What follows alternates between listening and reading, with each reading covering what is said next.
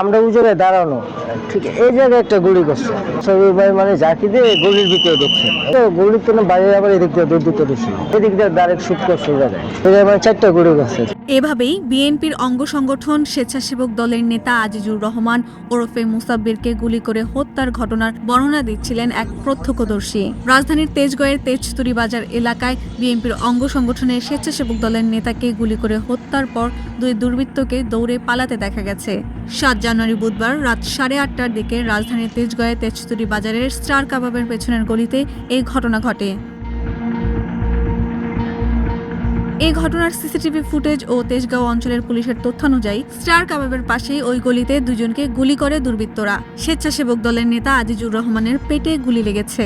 তাকে উদ্ধার করে পান্থপথের একটি বেসরকারি হাসপাতালে নিয়ে গেলে চিকিৎসকেরা মৃত ঘোষণা করেন।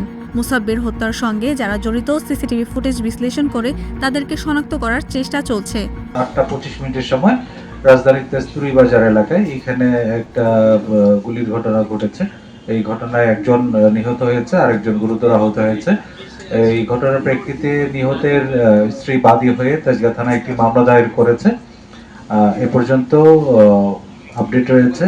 ইতিমধ্যে নিহতের মৃতদেহ ঢাকা মেডিকেল কলেজ হাসপাতালে রয়েছে ময়নাতদন্তের জন্য। আমরা এই ঘটনায় যারা জড়িত তাদেরকে শনাক্ত করার জন্য কাজ করছি, এটা তদন্তাধীন রয়েছে।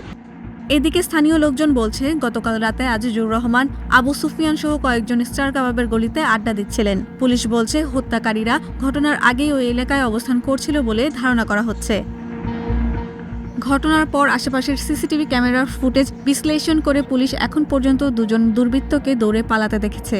আরও সিসিটিভি ক্যামেরা ফুটেজ সংগ্রহ ও বিশ্লেষণ করা হচ্ছে। এই ঘটনার পর থেকে ওই এলাকায় থমথমে পরিবেশ বিরাজ করছে। ওনার সাথে আরেকজন লোক ছিল, তো উনি মানে এদিক দিয়ে আসার পরে পিছন দিয়ে একটা হুন্ডা এসে সামনে দিয়ে একটা হুন্ডা, তো আমরা ওই জায়গায় দাঁড়ানো, ঠিক এই জায়গায় একটা গুলি করছে।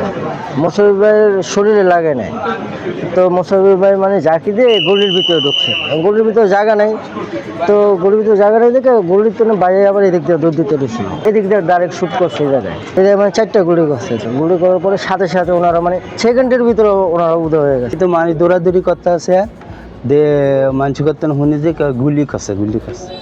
এই ঘটনার পর নিহত স্বেচ্ছাসেবক দলের নেতা মুসাব্বিরের স্ত্রী একটি মামলা করেছেন বলে জানিয়েছে পুলিশ।